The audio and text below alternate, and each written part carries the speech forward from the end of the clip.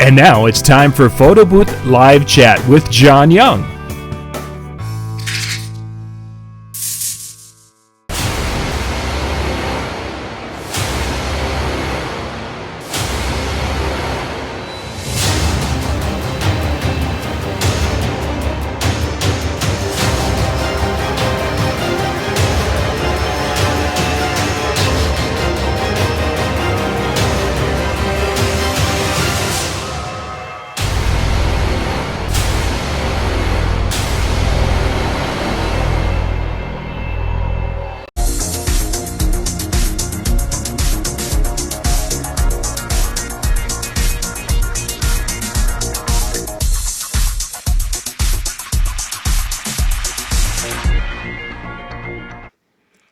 Good evening and welcome to tonight's show here on PBNTV. I'm John Young. I'll be your host this evening.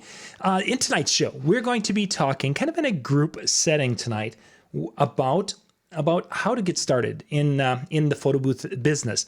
Because this has probably been my biggest question that I've been fielding, and I see this on some of the chat boards and such that people can get into, is how to get started and to do it properly.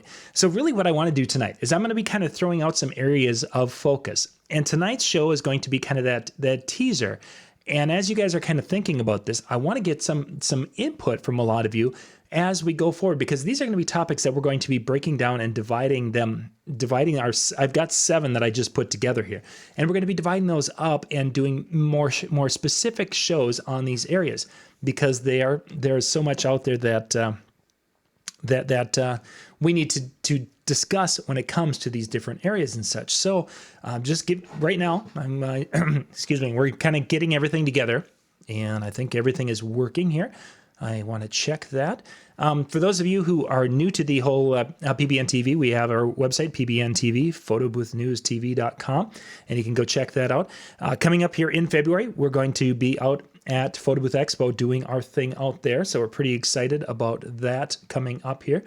And I want to just get to the YouTube window. The YouTube channel is where we're going to be following the chat tonight. So if you have some thoughts and questions, what I'm going to do in a second here, as soon as I get the player, that link, I will share that link in the other chats, and then you guys can bounce over to YouTube if you'd like to kind of be in the discussion more, because that's where we're really going to be digging into it.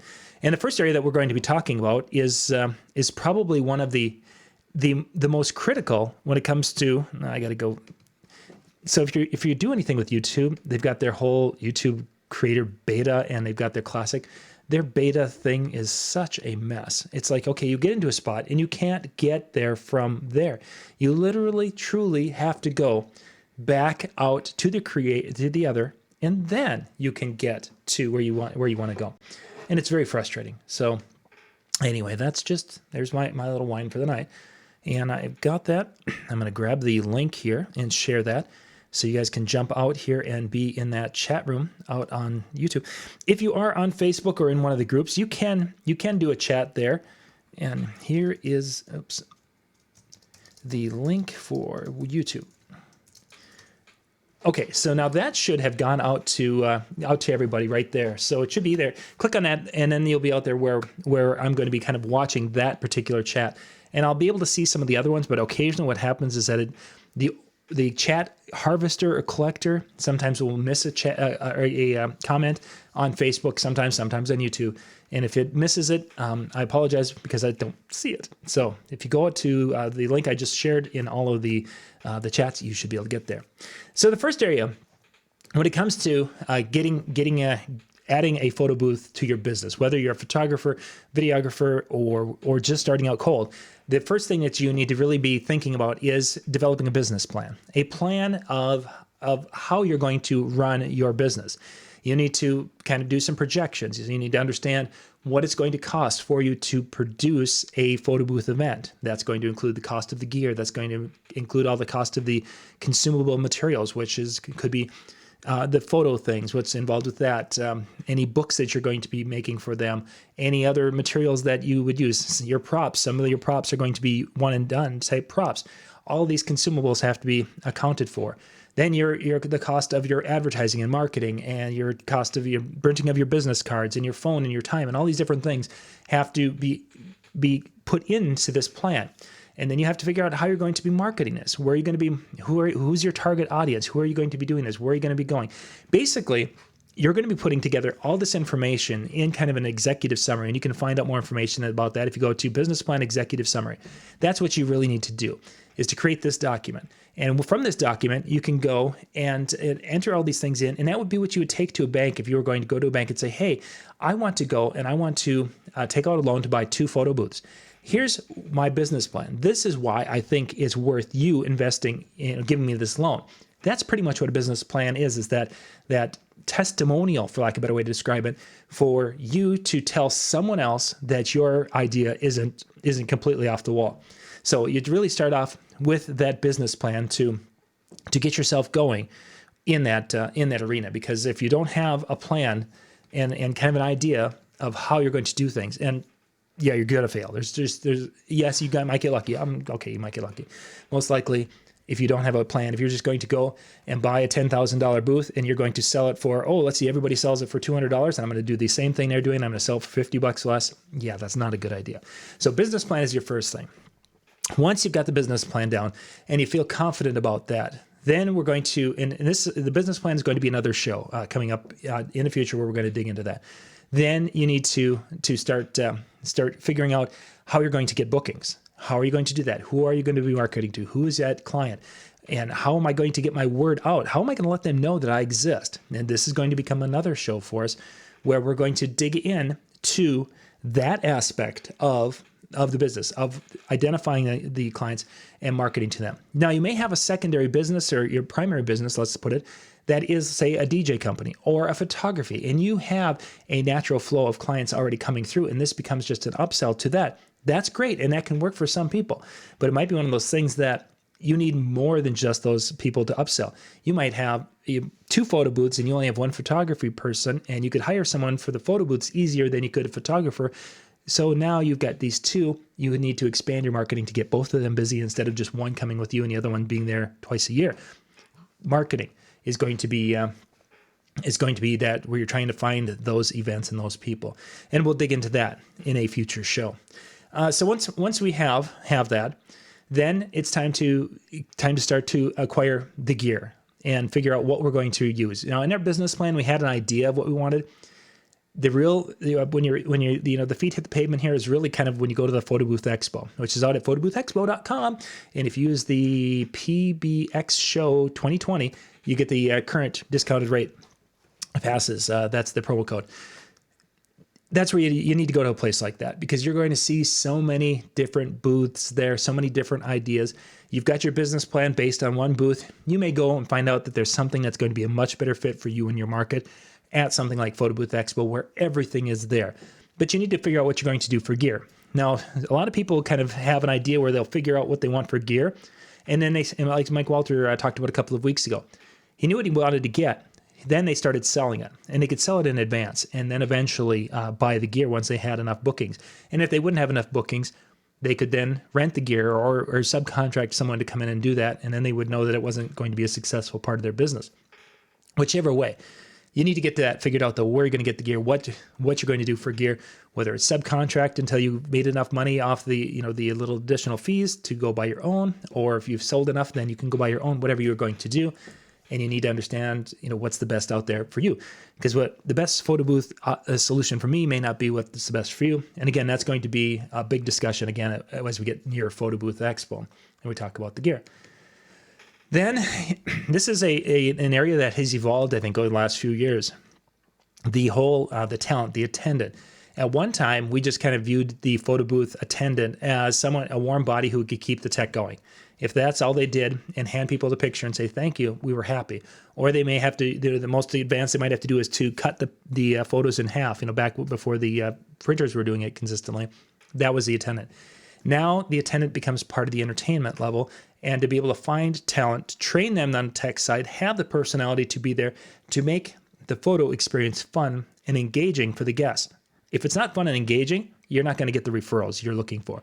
You have to have the right person with the right skill set who can be fun and engaging, can have a lighthearted approach to it and a warm, welcoming, charismatic, that type of thing.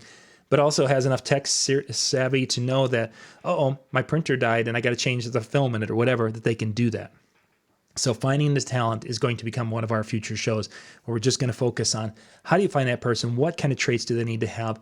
And how do we get them there? Are we paying them by the night, by the hour, or are they employees? What are they? We're going to talk about that in a future show.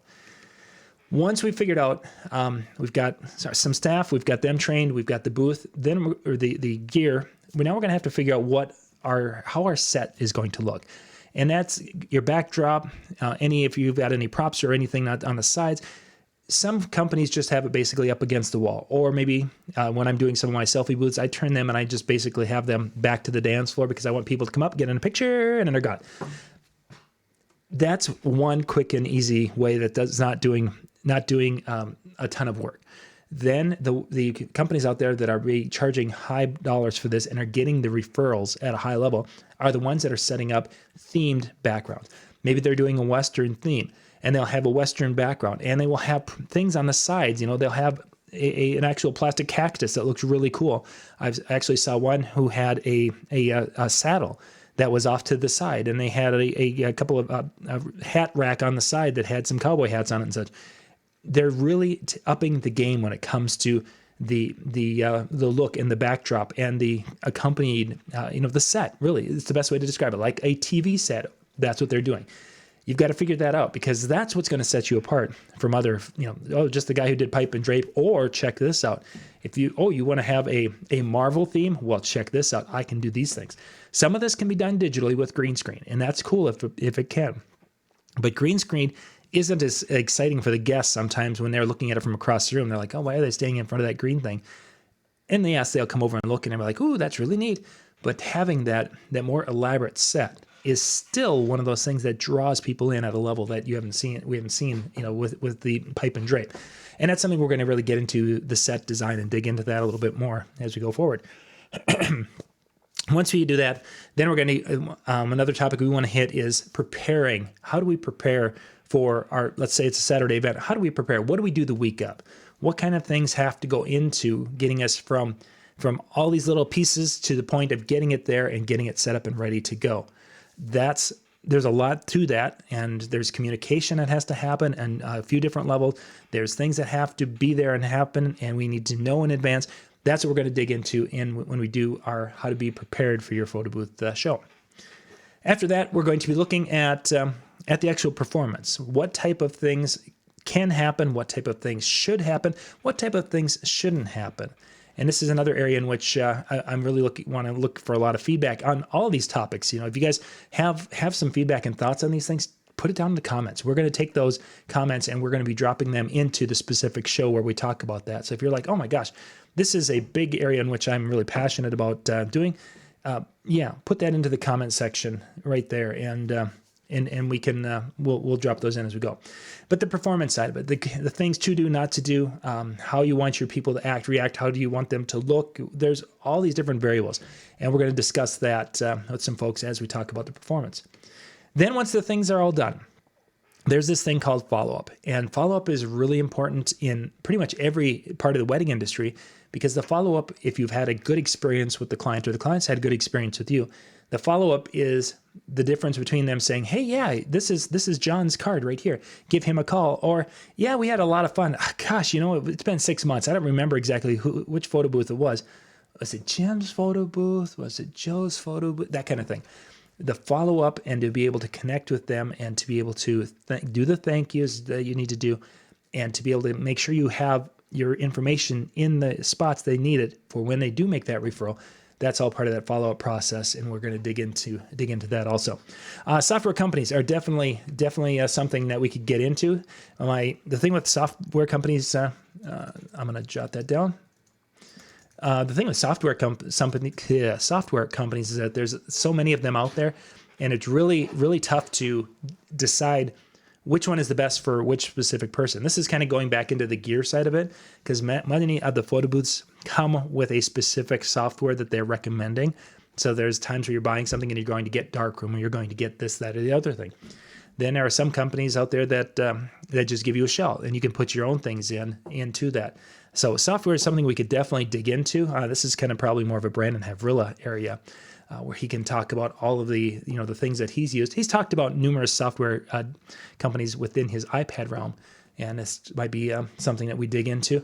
It might be something as when we get to Photo Booth Expo, we spend a little more time on that one also, because there are just so many. I think there's 10 at least that I know of off the top of my head, and I haven't been in the industry as long as a lot of other folks to know. So that's just kind of an overview. And again, these are the topics that we're going to be hitting, and what we want to be hitting on to help people who are starting this. And what I'm asking from you guys out there is, when you've heard one of these topic areas, just say, hey, here's a thought I want to share with somebody who's new. I've had a really, really tough experience with this, and this is what I learned when hiring staff, or when I've been out there looking for gear, and this is something that came to me. Maybe it's a situation, physical limitations. Some of us can't lift as much as we could a few years back, and that became a big deciding factor when it came to gear. I want to hear about these things. And you guys can go out to, you can send me an email if you want to do that, at john@pbntv.com. Or if you want to reach out to me on Facebook, that's usually the best. Or just put comments down in the section below, and I will kind of check those and be watching that as we go along. So that way we can put that information into the future shows that we're going to be doing here Monday nights on Photo Booth News TV here as we go. So tonight's a little bit shorter show. I didn't want to spend a whole ton of time with this, so you guys would be able to watch this and move on. But Wednesday night, we're going to be back with Danny Max here from Max Photo Booth. Is going to be coming in and showing us some of his new things. He's got the iPad mini little device. He's got his the bigger iPad version. He's going to be bringing those all with on Wednesday night at, let's see, we're going to be going live, I believe, at 9 o'clock Eastern. And you guys can check that out with us out here on PBNTV.com. PBNTV.com. Yeah, so gang, I'm going to wrap things up. And for those of you in the DJ world, we're going to be coming back here in about at the top of the hour with our next show. We've got 15 tips for having a better wedding reception, and we'll be back at the top of the hour. Thanks, everybody. Bye-bye.